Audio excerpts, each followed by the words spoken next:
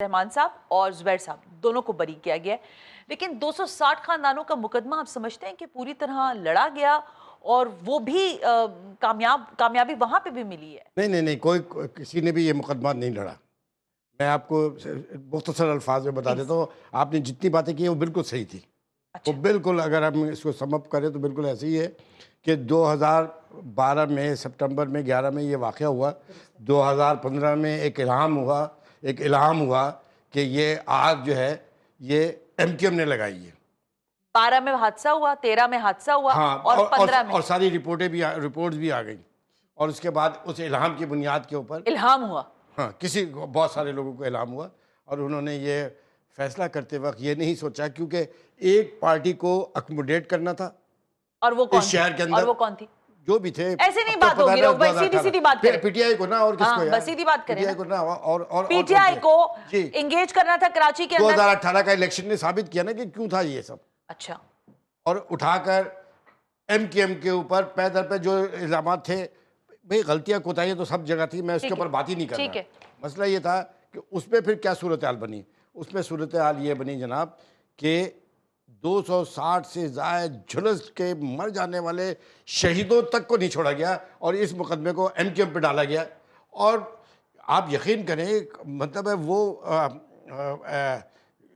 गुरूर और तकब्बुर में डूबे हुए लहजे मेरे कानों में अभी तक है। और फिर ये मुकदमा हुआ। मैं मदीने में था जब मुझे पता चला कि एक चुटकुला आग वाग लगाने का नहीं था, मेरा नाम भी डाला गया, तो मैं तो बहुत दिनों से इस इंतजार में था। मैं फ़ौरन आया, मैंने आके बेल करा के मैं इस मुकदमे में शामिल हो गया। तो 800 पेशियां मैंने बुक की। पेशियों में तो मैंने देखा आपको 800 पेशियां सुबह 8 बजे देखा, एटीसी की मैं खड़ा हूँ। बिल्कुल ठीक है, देखा मैंने। अच्छा, फिर मसला था, अच्छा मेरा तो कोई सैया कोतवाल तो था ही नहीं ना। मैं तो अकपल बंदोबस्त में 32 केस लड़ रहा था ना। बाकी जो अब तो चलती हुई बस में तो सब चढ़ जाएंगे ना।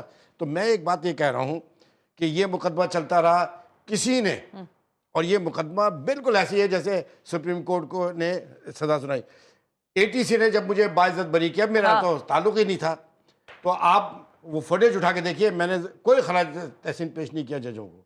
जब हाई कोर्ट ने फैसला सुनाया तो मैंने खराज तहसीन पेश नहीं किया, सुप्रीम कोर्ट को किया। क्यों कि एटीसी का फैसला देखिए आप, कि 4 को छोड़ दिया, बरी कर दिया, 4 को टांग दिया, 280 दफ़ा फांसी चढ़ा दी, है ना। 4 को छोड़ दिया, 4 को बरी कर दिया। फिर हाई कोर्ट में आया, फिर उन्होंने 4 में से 2 को और बरी कर दिया, फिर 2 को टांग दिया। मतलब है सजाए मौत के फैसले इस तरह हो रहे हैं कि 2 को छोड़ो, 4 को लेके आओ, और बदतरीन रिमार्क्स के साथ जहर भरा हुआ था। यार एमकेएम के साथ जहर भरो ना। 260-70 जलने वाले लोगों, आप यकीन करिए किसी भी अफसर के पास जब ये फाइल आती थी जी सर, उसके हाथ जलने लगते थे कि ना बाबा ये गुनाह कौन उठाएगा। और मैं हल्फन आपके प्रोग्राम में कह रहा हूँ, ये मैंने कहीं नहीं कहा। आज डीआईजी है, वो कल मेरे उस समय मैं कोर्ट में था, उन्होंने मेरे कान में कहा कि रऊफ साहब आपने क्यों बेल करा ली। हमने तय किया है कि इस केस में रत्ती बराबर भी हम किसी की नहीं सुनेंगे। वादुल्लाह शरीक की कसम, वो डीआईजी हैं।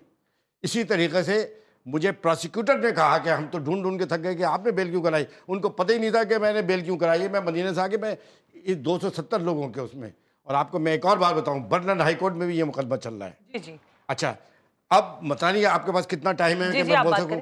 उसके बाद ये हुआ कि मैं ये मुकदमा करता रहा, मैं वहाँ सारा मंजरनामा देख रहा था। मैं नहीं समझ सकता कि कोई जज, बहुत सारे जजेस ने मुझसे एक मुख्तलिफ वाक़यात पे कहा कि रऊफ साहब जब हम फाइल उठाते हैं ना, फाइल, तो हमको पता चल जाता है कि ये झूठे मुकदमा थे, ये सच्चे मुकदमा थे, देखना तो दूर की बात है। तो अच्छा। आप सुने कि ये हुआ।